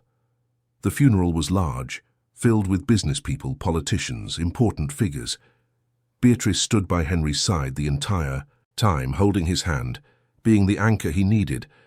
And for the first time, she didn't feel small in that world of power and money. She felt exactly where she was supposed to be, beside the man she loved, in the moment he needed her most. After the funeral, when everyone had left and they were finally alone in the house in the Cotswolds, Henry broke down. Beatrice held him, let him cry, didn't try to fix it because she knew some pains can't be fixed, only accompanied. It was that night, the two of them sitting on the living room floor, leaning against the sofa, emotionally exhausted, that Henry spoke. "He left a letter for you. He asked me to give it to you after he was gone." Beatrice looked at him surprised. Henry took an envelope from his pocket, white with her name written in a shaky hand. She opened it carefully, took out the page and read, "Dear Beatrice, if you are reading this, I have already passed. Do not pity me. I lived long, did much, and made many mistakes. Now it is time to rest. I want to thank you for loving my son, for seeing him as he truly is, for not being afraid of his greatness but also not being intimidated by it. You are exactly what he needs, a partner, not an admirer, an equal, not a subordinate. I am leaving something for you. A sum has been deposited into an account in your name. It is not charity, it is an investment. In your dream of opening a bakery, Henry told me about it. And I want to help not because you need it, but because I believe in you. Use this money to build something of your own, to prove to yourself what everyone who knows you already knows, that you are extraordinary. And take care of my boy. He seems strong, but he is fragile. He seems cold, but he burns inside. Be the water that cools, not the fire that destroys. With affection and gratitude, Albert." Beatrice finished reading, tears streaming down her face. Henry explained, "It's £500,000, enough for you to open the bakery, equip it, hire staff, have working capital. He insisted on putting it in your name. He said it wasn't from him to me, it was from him to you, because he believed in your potential." Beatrice couldn't speak. She just cried for the loss, for the kindness, for the chance she was being given. And in that moment she decided she wouldn't waste it. She would build the best bakery she could, not just for herself, but in honor of the man who believed in her when few others did. The following months were intense. Beatrice looked for a commercial space, found a small spot in Shoreditch, a bohemian and welcoming neighborhood. She renovated, equipped it, and took the courses she had always wanted to take. Henry helped when she asked, but respected her space. It was her project, her dream. She hired 3 employees, choosing people with stories similar to her own, people who needed a chance. One was a single mother, another was a young man trying to start over after past mistakes. The third was a lady who had lost her job at 50 and no one else wanted to hire. Beatrice created a welcoming environment, not just physically, but emotionally. It was a team, a family. Everyone had a voice, everyone was valued. It was the kind of place where she would have wanted to work. The grand opening was set for a Friday. Beatrice was nervous, anxious, excited. She had worked so hard for this moment. She had sacrificed so much, and it was finally happening. The night before the opening, Henry showed up at the bakery. Beatrice was making the final adjustments, arranging the tables, checking that everything was perfect. He walked in, looked around, and the pride in his eyes was palpable. "It's beautiful, Bea. You've done something incredible here." She smiled, tired but happy. "I still can't believe it's really happening." Henry came closer, took her hands. "It happened because you made it happen. On your own, with your effort, your talent, your determination, and I am so proud of you."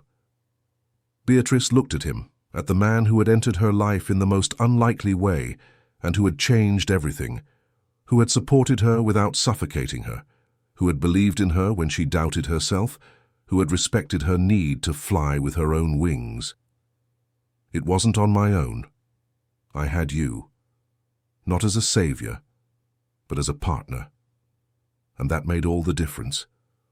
He smiled, pulled something from his pocket, a small velvet box. Beatrice's heart pounded. "Henry, what are you doing?"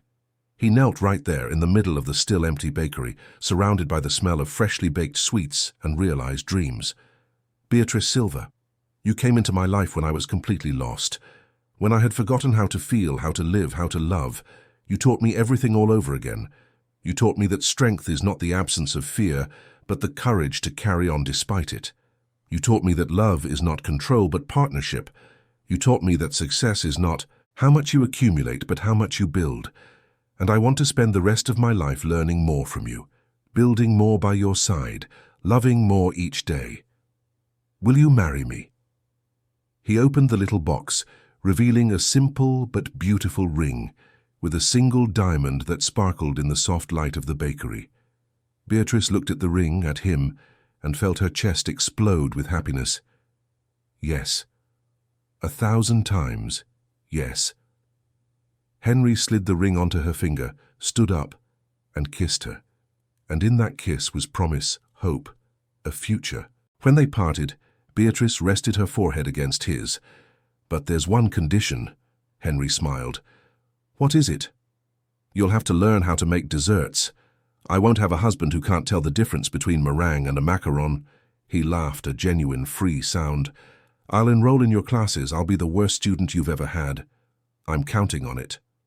They stood there, holding each other, surrounded by what Beatrice had built, knowing there would still be challenges, difficulties, moments of doubt, but also knowing that together they were stronger. That love was not the absence of problems, but the choice to face them side by side. And tomorrow, when the bakery opened its doors for the first time, a new chapter would begin. No longer the housekeeper who fell in love with the billionaire, but the entrepreneur who achieved her dreams and true love at the same time. And that was the most beautiful story of all. The opening of the Sweet Beginnings Bakery was a success beyond all expectations. Beatrice had chosen the name carefully because that was exactly what she was living. A new beginning. Sweet, despite the difficulties. Full of possibilities, despite the fears. People started arriving early, drawn by the smell of freshly baked bread and curiosity about the new establishment. Beatrice and her team worked non-stop, serving coffee, delivering pastries, chatting with customers. Every smile of satisfaction was a victory. Every compliment, a confirmation that she was on the right path. Henry appeared in the middle of the afternoon, carrying a huge bouquet of flowers and a proud smile. He stood there, watching Beatrice work, and for the first time since they met, she was the one in command. It was her world. And he was just an admirer, a supporter, someone lucky enough to be by her side. At the end of the day, when the last customer left and Beatrice finally locked the door, she leaned against the counter and let tears of relief and happiness fall. Henry hugged her from behind, kissing the top of her head. "You did it. You achieved your dream." "We did it," she corrected, turning to hug him, "because even though I did the work, you never let me doubt myself, and that made all the difference." In the following weeks, the bakery thrived. The online reviews were excellent. Customers kept coming back. Some even queued up on weekends. Beatrice was exhausted but fulfilled. For the first time in her life, she felt she was building something truly her own, something no one could take away or diminish. But it wasn't all rosy. The announcement of their engagement brought a new wave of unwanted attention. Tabloid magazines published articles speculating about their relationship. Some newspapers ran stories questioning whether Beatrice was worthy of marrying one of the richest men in the country. There were cruel comments on social media, people calling her a gold digger, an opportunist, saying she had used her position as an employee to seduce her boss.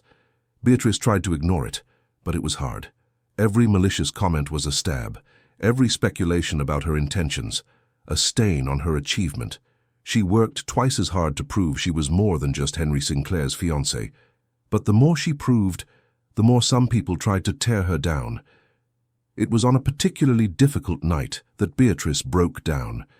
She and Henry were in the flat he had rented for them, a cozy place in Shoreditch near the bakery. Beatrice was on the sofa, her phone in her hand, reading the comments on a newly published article about them. The words were pure poison.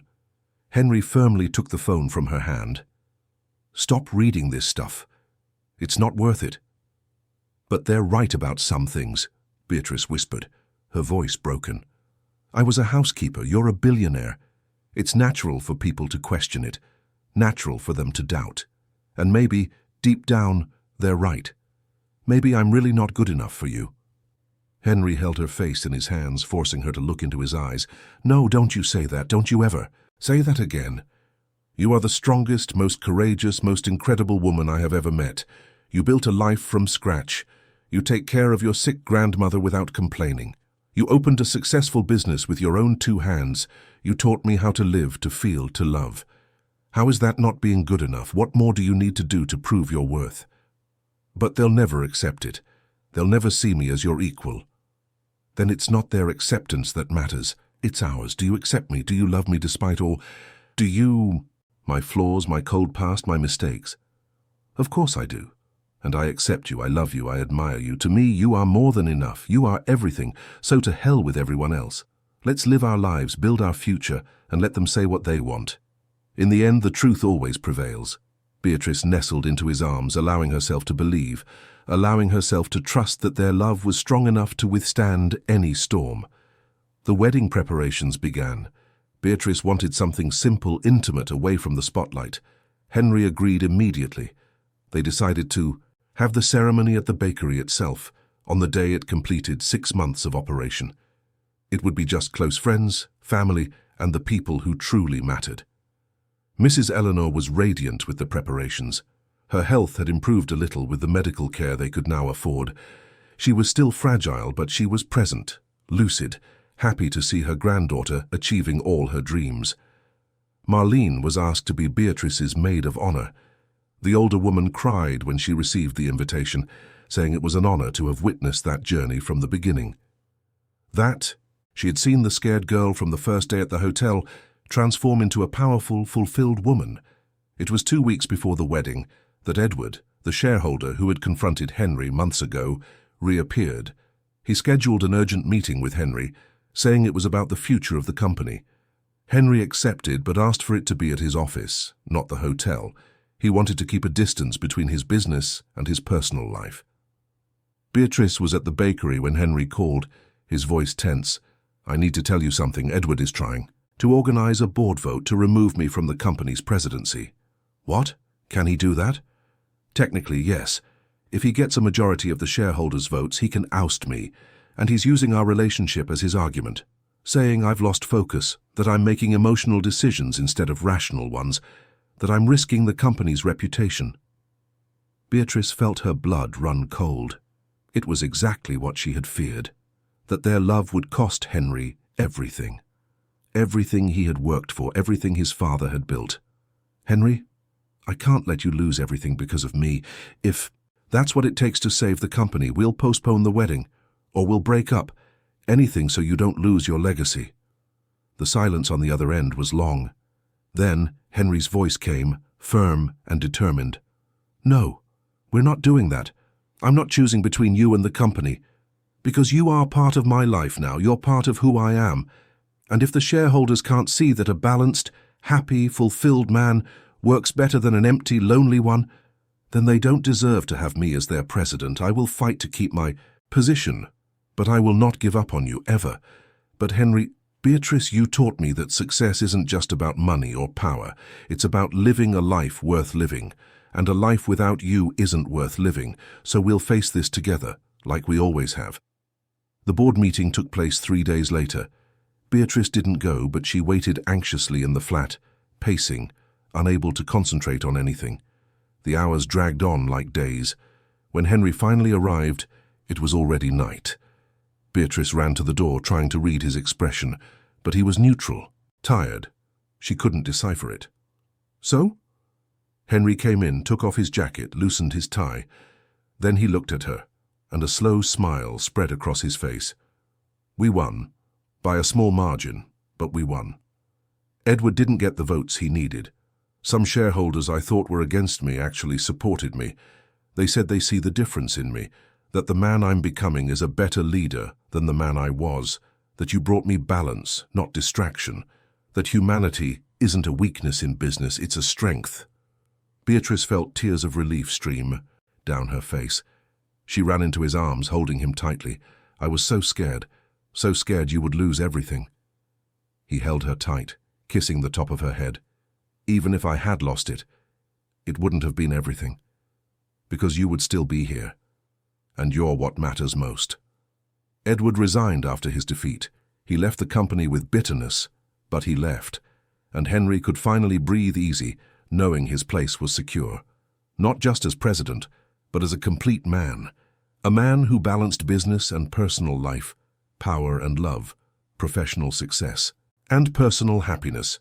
The wedding day arrived on a sunny spring Friday. The bakery had been transformed. The tables were rearranged to create a space for the ceremony. Flowers decorated every corner. The smell of freshly baked sweets perfumed the air. It was simple, intimate, perfect. Beatrice got ready in the small office at the back. Her dress was simple, white, with delicate lace, which she had chosen herself from a modest shop. She didn't want extravagance. She just wanted something beautiful, something of her own. Her hair was down, falling in waves over her shoulders. Her makeup was light, natural. She looked at her reflection in the mirror and almost didn't recognize the woman she saw. She was radiant, happy, complete. Mrs. Eleanor came in, leaning on Marlene. The grandmother had tears in her eyes. "My girl, you're so beautiful, so beautiful." Beatrice hugged her grandmother carefully, feeling the fragile body against hers. "Thank you, Gran, for everything, for raising me, for believing in me, for never giving up. I always knew you'd go far, my child. I always knew." The ceremony was emotional. Henry waited at the makeshift altar, and when he saw Beatrice walk in, his eyes shone. She walked slowly, holding Mrs. Eleanor's arm until she reached his side. The officiant spoke about love, about partnership, about the meaning of building a life together.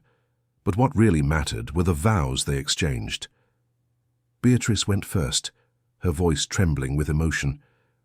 "Henry, when I met you, you were the most intimidating man I had ever crossed paths with. but also the loneliest. I saw behind the armor, the control, the power.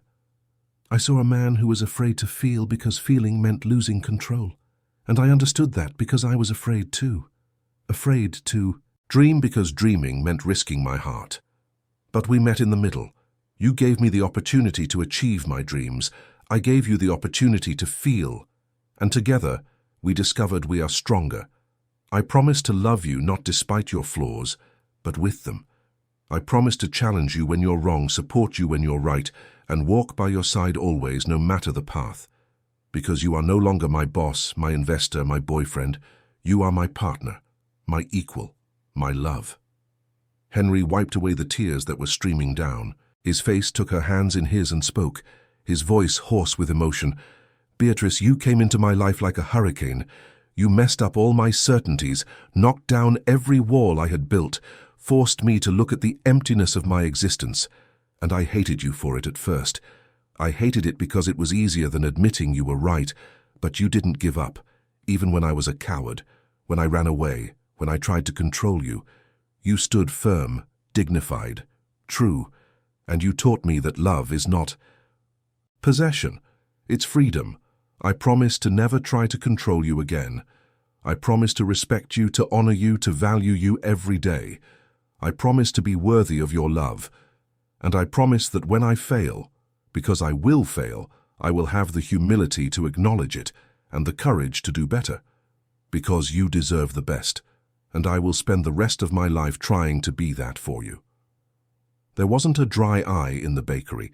When the officiant declared them husband and wife, everyone applauded, cheered, celebrated. Beatrice and Henry kissed, and in that kiss was their entire journey, all the tears, all the victories. The party lasted until the early hours. They danced, laughed, ate delicious desserts that Beatrice's team had prepared with so much care. Mrs. Eleanor, though tired, didn't want to leave before the end. She danced with Henry, who held her carefully, as if holding something precious and fragile. "Take care of my granddaughter," the grandmother said, her voice low. "With my life," he replied sincerely. At the end of the night, when the last guests had left and the team began to clean up, Beatrice and Henry went up to the flat above the bakery. Beatrice had transformed the space into a cozy home filled with plants, books, photographs of happy moments. They sat on the sofa, barefoot, tired, happy. Henry pulled Beatrice close, and she rested her head on his shoulder. "We made it," she whispered. "We made it," he confirmed. And it wasn't just about the wedding, it was about everything. About overcoming the past, building the present, believing in the future, about turning pain into growth, fear into courage, loneliness into connection. Beatrice looked around, saw the life she had built, a successful bakery, a team she loved, a proud and, despite her illness, happy grandmother, a husband who truly loved her. Dreams realized, battles won, scars transformed into strength. "It wasn't easy," she said, "but it was worth every tear." Henry kissed the top of her head. "And the best is yet to come." They held each other as the city fell asleep outside, and the bakery kept the secrets of another day well lived. They didn't know what the future would bring. There would be more challenges, for sure, more moments of doubt, of fear, of difficulty.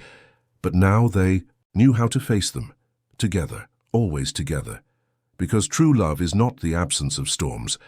It is the certainty that, no matter the wind, you hold on to each other. It is the promise that the bad days pass, but the commitment remains. It is the daily choice to wake up and choose each other, even when it's hard, even when it's scary, even when it would be easier to give up. Months passed. The bakery prospered even more. Beatrice opened a second location, this time in a more affluent neighborhood, proving that quality and love for what you do transcend social classes. She became a reference in her field, gave talks on female entrepreneurship, and inspired other women to pursue their dreams regardless of their circumstances. Henry continued to lead the company, but he changed his leadership style. He implemented more humane policies, created employee support programs, and became known not only for his financial success, but for his business ethics. And he always gave credit to Beatrice for teaching him that profit and humanity are not incompatible. Mrs. Eleanor lived for 2 more years after the wedding, 2 years in which she saw her granddaughter, happy, fulfilled, loved. When she finally passed, it was in peace, knowing that Beatrice would be okay, that she had built a solid life, a true love, a promising future. The grief was hard for Beatrice. Mrs. Eleanor had been her mother, father, grandmother, friend. She had been everything. But Henry was by her side every second, holding her when she fell apart, allowing her to cry without trying to fix it, just being present. And that's what helped her get through it, knowing she wasn't alone, that she had someone who loved her on the good days and the bad. And life went on, as it always does, with ups and downs, joys and sorrows, victories and defeats, but always, always with love. The love that began improbably, that survived judgments, that overcame barriers, that proved that 2 seemingly incompatible worlds can meet and create something beautiful. Beatrice finally understood the meaning of the name she had chosen for her bakery, Sweet Beginnings, because life always offers a chance to start over, to turn bitter into sweet, to find beauty where there was once only pain, to build something beautiful on the rubble of what was, and their story was living proof that every new beginning, no matter how frightening, can lead to something extraordinary. That true love doesn't choose social conditions, doesn't calculate profits, doesn't measure convenience. It just happens, and when it happens for real, it changes everything. Beatrice looked out the flat window, saw the illuminated city below, and felt gratitude. Gratitude for every hardship that made her strong, for every tear that taught her to value the smiles, for every no that prepared her for the most important yes of her life. Henry came up behind her, hugged her, kissed her neck. "What are you thinking about?" "About how surprising life is, how an ordinary morning cleaning a hotel room can change everything, how an unlikely encounter can become the greatest love story, how the impossible can become reality." He turned her to face him, held her face in his hands. "You know what's most surprising?" "What?" "That you chose me. With all the options you had, with all the freedom, you chose to stay. You chose to love me. You chose to build a life with me. And that is the greatest gift I have ever received." Beatrice smiled, that smile that lit up everything around her. The choice was easy, because true love isn't a sacrifice, it's joy. It's finding in someone a complement, not a crutch. It's growing together, not diminishing one to magnify the other. And with you, I grow every day. They kissed, sealing not just that moment, but all future moments. All the mornings they would wake up together, all the difficulties they would face side by side, all the dreams they would still achieve. And down below, the Sweet Beginnings Bakery held the stories of other people also seeking their own version of a new beginning. Every pastry sold carried a piece of Beatrice's story, a piece of hope, a reminder that it's never too late to change, to dream, to love, because in the end, that's what matters. Not how much money you accumulate, not how many companies you run, not how high you climb. What matters is how much you love, how much you allow yourself to be loved, how much you transform the lives around you. And Beatrice and Henry did exactly that.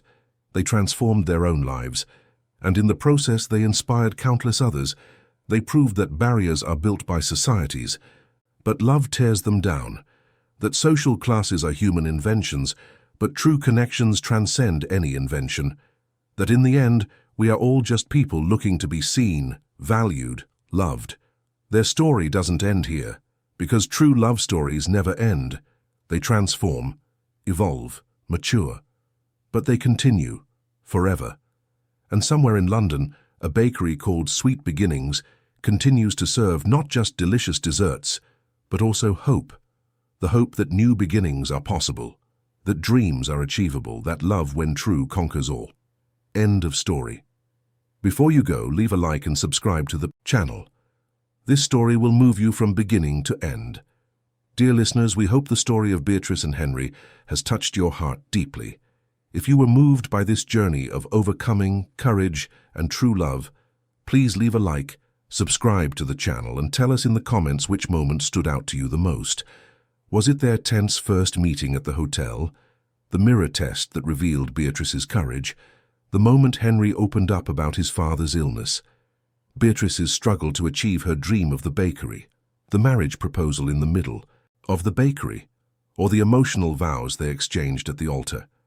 We want to hear from you, to know what you felt, what inspired you, what made you believe that true love can overcome any obstacle.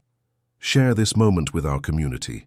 Every day, we bring intense stories like this one, stories that reveal the deepest side of the human soul, that show it's possible to start over no matter where you come from, that true love requires courage but is worth every sacrifice, and that our dreams are worth every tear shed along the way. This was the story of two people who came from completely different worlds and proved that love knows no barriers when it is true. That dignity is not in a bank account, but in character. That success is not measured in money, but in hard-won happiness. And that new beginnings are always possible when we have the courage to take the first step. We look forward to seeing you in the next episode with a new story that will stir your emotions and make you believe that it's always possible to find happiness, even on the most unlikely paths. Until then, and may you also find your own sweet beginning,